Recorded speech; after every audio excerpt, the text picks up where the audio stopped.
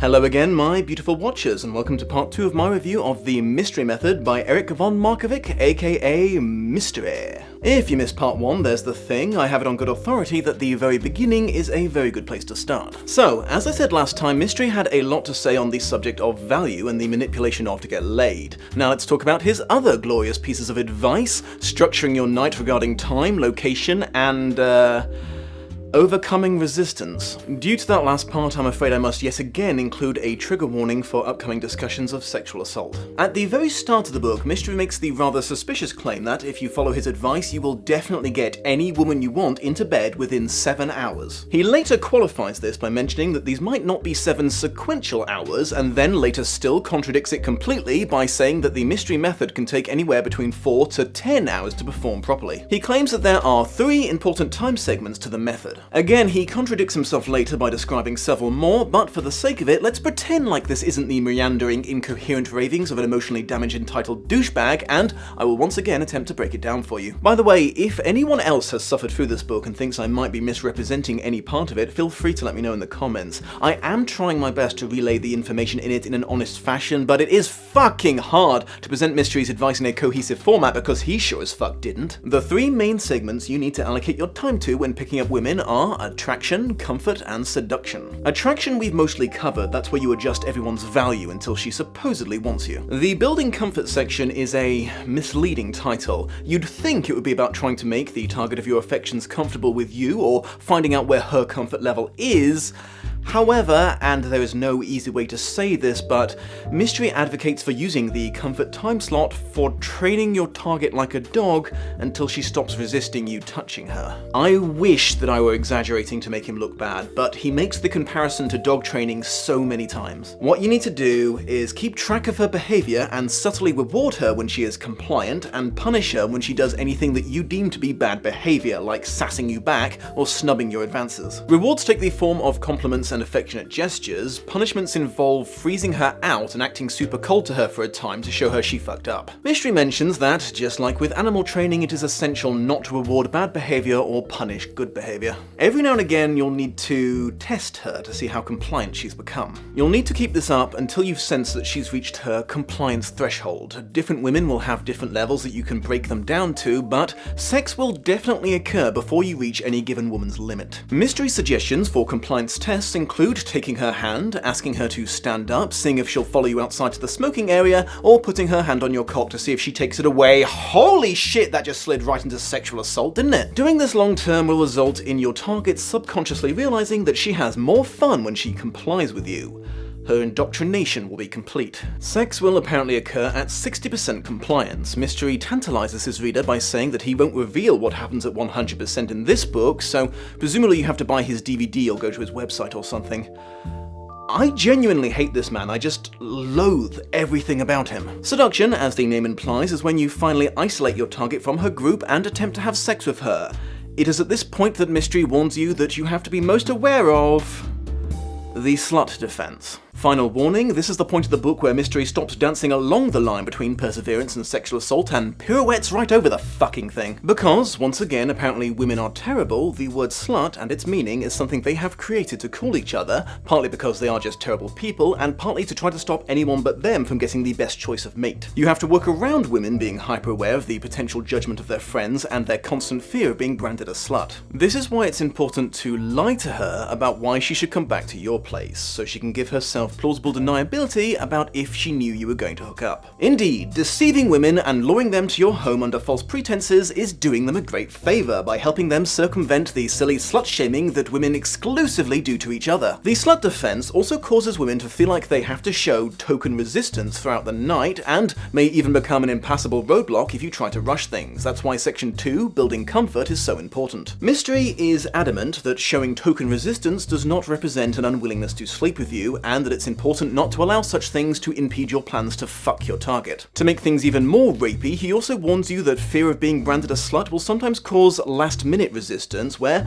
a woman says that you should stop just as sex is about to be initiated. His advice in this circumstance is to verbally agree with her that you should stop, but under no circumstances to actually stop, because, as explained, her attempt to withdraw consent at this point is simply due to fear of female judgment, and couldn't possibly be a sign that she does not actually wish to have sex with you. So yeah, Mystery advocates for rape. I personally don't see any other conclusion that can be drawn at this point. Even the part about ignoring token resistance is fucking horrifying, since the Me Too era attempted to make men more aware of the fact that women will sometimes go along with sex simply because they fear the very real threat of a violent reaction from men faced with rejection or many other types of undeserved backlash. It should by rights be the responsibility of someone attempting seduction to be as perceptive as possible to any signals that their enthusiasm might not be reciprocated, and it is truly horrifying to read the words of someone trying to justify doing the exact opposite. The only type of resistance that Mystery says you should heed is an overwhelmingly hostile rejection of your advances immediately after your opener, something along the lines of screaming at you to fuck off or get lost. Mystery benevolently tells you not to take this personally, as it's almost certainly the result of the target simply having had a really bad day, and couldn't possibly have anything to do with creepos like him having made their lives a living hell, or an indication that you need to reevaluate your behaviour. Oh no. It's fine. Mystery warns his readers that it is essential that the attract, build comfort, and seduction segments be done in the correct order. Starting with seduction will result in rejection due to the girl raising her slut defense shields, and attempting to build comfort immediately and being too nice to her too soon can result in being put in the dreaded friendship zone. He always writes it that way, the friendship zone. He abbreviates pretty much every other bloody thing in this book, but the friendship zone is always said in its entirety, as if that will make it sound like less of an incredibly outdated and toxic thing to believe exists. Mystery refers to the performances he puts on to get women to talk to him as sets, presumably using terminology he learned as a magician to make it less surprising when his advice involves equal amounts of deception and misdirection as stage magic. Mystery drones on and on about sets and approaches for at least a third of the book, but I will try to summarize the whole charade as best I can. When you see someone you're attracted to, you have to approach them within 3 seconds. This is Mystery's famous 3-second rule, which I believe featured quite heavily in his TV show, judging by the trailers for it. It's intended to help you overcome the paralyzing fear of approaching women, something that Mystery assures the reader is so strong because it's another one of those instincts left over from prehistoric times, where attempting to copulate with the wrong woman could result in getting murdered by her husband and his friends, or failing to seal the deal could be so humiliating it would get you banished from your community to die alone in the wilderness. Sure, fam, I'm certain that's exactly right and has nothing to do with fragile male egos. Thank you for clearing that up. The 3-second rule is also yet another thing that ties into your value, as showing no hesitation before butting into other people's conversations is supposedly something that women find very attractive. He also makes a note that there are some exceptions to the 3-second rule. For example, if you see a waiter coming over to your target's table and know you'll be interrupted during your introduction. In these cases, he recommends watching your target until an opportunity arises to make your approach. So, yay! Stalking's involved now. Once you're at your target's table or crowd, you need to start by asking a seemingly offhand question. Then, if you're not met with immediate overwhelming hostility, make another slightly more personal one. You need to then follow it up with a story so interesting that once it's done, they will be keen for you to stay so they can continue to have oodles of fun with you. Maintaining his habit of using performance terminology, Mystery refers to this as your opener. I would actually like to share with you an example story that Mystery provides for you to use to capture the minds and imaginations of your audience so thoroughly they'll be begging you to hang out with them the entire night. Ahem. Oh my god, did you guys see the girl fight outside? He makes a note here to cut the women you're talking to off before they can respond. They were fighting over this guy. I talked to him afterwards. His name was Glenn. That's a deal-breaker name. Glenn. So they were pulling each other's hair and one of the girl's boobs pops out. Normally, I'm all for seeing a ripe one, but this was a saggy baggy boobie. You know, from National Geographic. At this point he recommends moving right on to your next talking point, again avoiding giving your audience a chance to respond. A saggy, baggy boobie. Truly, Mystery is a wordsmith, a bard on the level of Shakespeare himself. He does follow it up with an admission that telling a story like this probably seems counterproductive towards getting you laid, which has got to be one of the biggest no-shit Sherlock moments of the 21st century. Repeatedly mentioning that you have a time constraint is key to the early stages of a set. You have to make the women you're sleazing on think that you have an important thing to do somewhere else and are constantly on the verge of leaving. It's also essential to do everything you can at first to convince your target that you have no interest in sleeping with them to keep their slut defense shields down for as long as possible, and to make them subconsciously want to seek to remedy this failure of yours to appreciate their sex appeal. Once you feel like you're a permanent feature of their group, you can start the boasting and negging process on your target, making full use of her friends, the obstacles and pawns to help with this. It's a wise move to lock your target in at this point, i.e. take steps to make sure she can't just walk away from you and your negging. Mystery suggests giving her your hat to wear or having her hold your drink for you, something that she has to return to you before she can escape, therefore tethering her to you in a small way. This will allow you to be as much of a dick to her as you like, and gives you the option of wandering off to find a pawn to use in your set without fear that your real target will disappear. Once your value has been established and your target sufficiently lowered, you can start attempting to isolate her from her group and start touching her in increasingly intimate ways to gauge her reactions. Remember to punish her for resisting by acting like she did something wrong, and reward her for compliance. You should endeavor to change locations at least twice over the 7 hours you'll be attempting to control your target. The advantage of the first change is you will no longer be in the location where you met, you'll be in a place that you went to together, creating a sense of shared camaraderie you can exploit. The second change will be when you suggest going back to your place to see your tank of tropical fish, or listen to a cool record, or whatever lie you choose that gives her the excuse to go home with you without feeling slutty. Finally, overcome all attempts at token resistance by acknowledging them but also completely ignoring them. Sex with your dream girl achieved. To summarize, approach strangers uninvited, ask them multiple questions, insist on telling them a creepy story, insult your target until she feels bad about herself, then pretend to be nice to her while actually training her using emotional gaslighting to be subservient to you, isolate her from her friends by changing venues, talk her into coming to a sex location of your choice by lying to her, ignore any resistance or withdrawal of consent, and fully expect to get a fake phone number afterwards. Ladies and gentlemen, the mystery method. You know what, I think it's been too long since you guys have felt my pain, so I'm going to pass on yet more of Mystery's best advice. Ahem. Memorize entire sets with openers, chat-up lines, negs, and compliments, and play them out word for word. After all, women are all basically the same when you get right down to it. Avoid the friendship zone like it's a disease. That one's actually a direct quote. If you do find yourself in the dreaded friendship zone, completely cut your friend out of your life for a bit until you can afford a nicer car or a bigger apartment. Then reacquaint yourself with your target and use your higher value to make her see you in a potentially more romantic light. Remember that there is nothing wrong with manipulating a female friend into sex. Even if they don't know it, they will always be much happier with a sexual partner instead of a platonic friend. Smile at first to build trust, but ease off later to avoid seeming too keen. Women don't like men who smile too much. Don't think of guys as competition, think of them as ugly women. And turn your back on her just before going in for a kiss, it will make her more likely to accept it. I'm not sure how that's supposed to work physically, but try anyway! Don't show too much enthusiasm or women will accuse you of being gay. If you're walking somewhere with your target, randomly speed up or slow down to make them match your pace. It's a pretty obvious power play, but their tiny woman brains won't be able to pick up on it. Try to keep perfectly still when you're hitting on women. It makes you look confident. Or like a possum. Establish dominance by saying things like, "Your social skills have bought you 3 more minutes of my time. Good for you." Make her accustomed to your touch by spinning her around in a little dance or teaching her a jive handshake. Practice your manipulation on men. If you can do it to them, you can definitely do it to lesser beings like women. Actually returning to you when she says she's going off to the bathroom is a sign that she likes you. I'm not kidding, he really said that. Grab her hands and hold them to see if she holds back.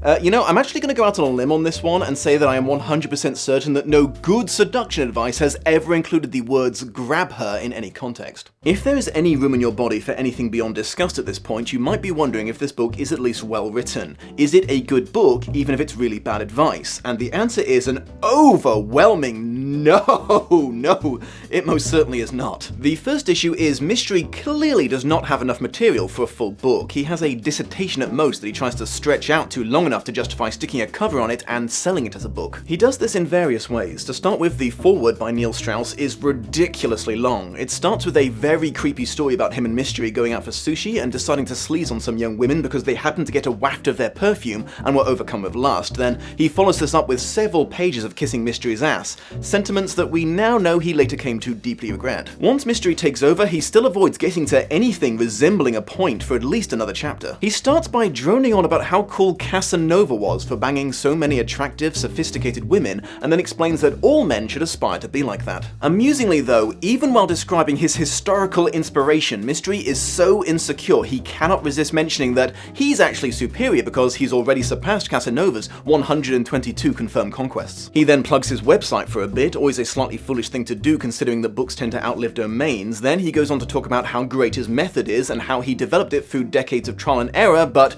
anyone can now learn it through him, and how he pretty much guarantees you success if you follow it. It went on for long enough for me to genuinely wonder if I was ever going to actually hear about how he suggests picking up women, or if he was just going to sing his own praises for the entire book.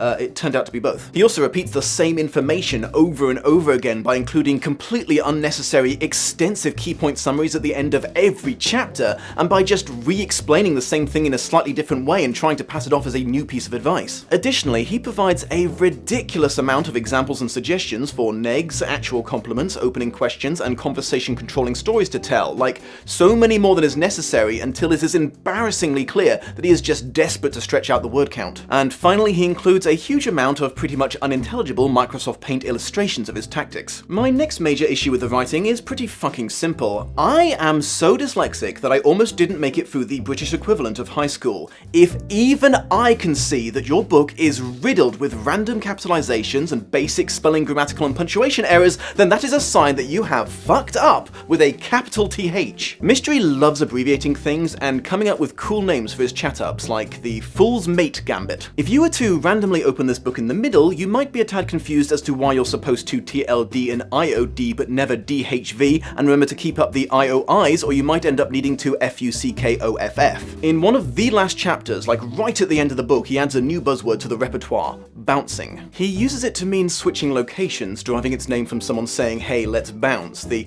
obvious problem with this being, bouncing already means something. It's when hired security, i.e. bouncers, throw someone out of a venue. Okay, let's end this the same way I ended my 50 Shades reviews and do some quick-fire complaints and observations. Throughout, Mystery continually insists that he makes his targets happy. In the intro, Strauss even implies a certain selflessness in their actions because they bring laughter to people. Despite not having a word to say about anything beyond the second you get your target into bed, Mystery claims that his advice can be used to develop lasting relationships as well as one-night stands, but obviously I don't believe a word of that. Mainly because not once does he ever mention anything about compatibility with the women you meet. Quite the opposite. The entire point of the Mystery method is it's designed to get literally anyone to sleep with you regardless of who the fuck they are. I think the only reason he wants you to believe that his advice can lead to something long-term is so he can keep reminding you that if you don't learn to pick up women, you might not pass on your genes to the next generation, and he can scare you with the thought of cosmic irrelevance. It's almost fascinating to observe when Mystery takes the time to justify his awfulness, usually by claiming it's a survival instinct, and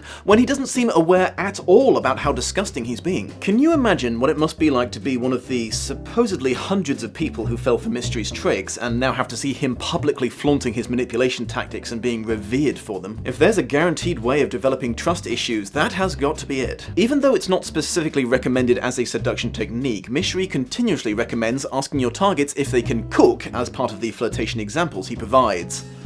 There's not really much to say about that aside from acknowledging it's embarrassingly outdated and kind of sad, really. On the last few pages, Mystery suggests that the confidence you learn from picking up women can be applied to the rest of your life. You can negotiate a business deal or wow someone in a job interview. You will in fact become generally a superior being, and all it costs you is your human decency. The book ends how it began, with Mystery trying to get you to buy more of his stuff. Mystery is very confident that he knows a lot about women, how they work and how they react to things. It should go without saying that I personally think he's deluded. If any of his advice works for him, it is not for the reasons he says it does. He's just a persistent, pushy man who takes advantage of the current imbalances in gender power to strong-arm women into sex. And of course, as mentioned, he very rarely refers to women as such, being much more inclined to call them targets, obstacles, pawns, hackable biological computers, and dogs to be trained. He seems to consider women an awful lot of things, though human beings is certainly not on the list. I very much doubt that anyone watching right now needs to be told not to attempt the Mystery method. I'd like to think I've cultivated an audience of beautiful watchers and not creepos, and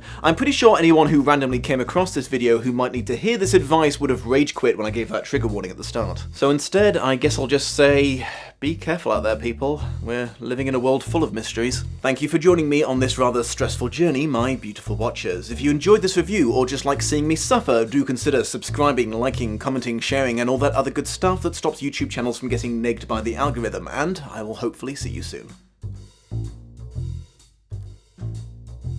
Much love and appreciation to my patrons of honour, Sasha I. Edwards, Shelby Holtz, and Matthew J. Brish.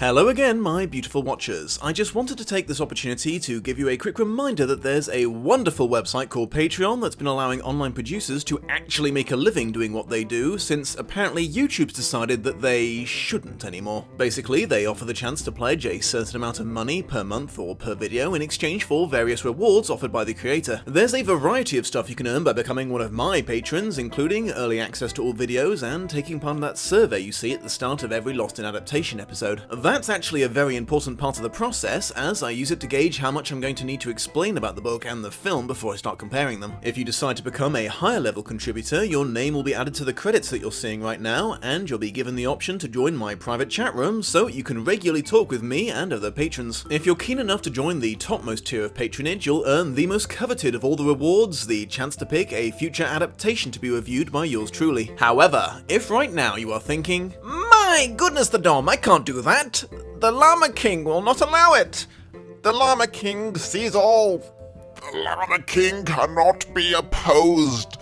The Llama King is everything." Fear not, it would still be a huge help to me if you were to give that like button the old clickaroo, share this episode on social media with perhaps a little recommendation to your friends to check it out, and subscribe if you've not already. It really helps my channel grow and reach new beautiful watchers. I hope you have a most pleasant day, and I will see you in the next episode. Hello again. Hello. Good start, good start. Last time Sateri got to be on screen, so say hello to Wisp. Lovely little guy. My little panther. Little panther who wants down. Alright, buddy. The very beginning is a very good place to start. Sound of Music references. That's what people come here for. Yeah.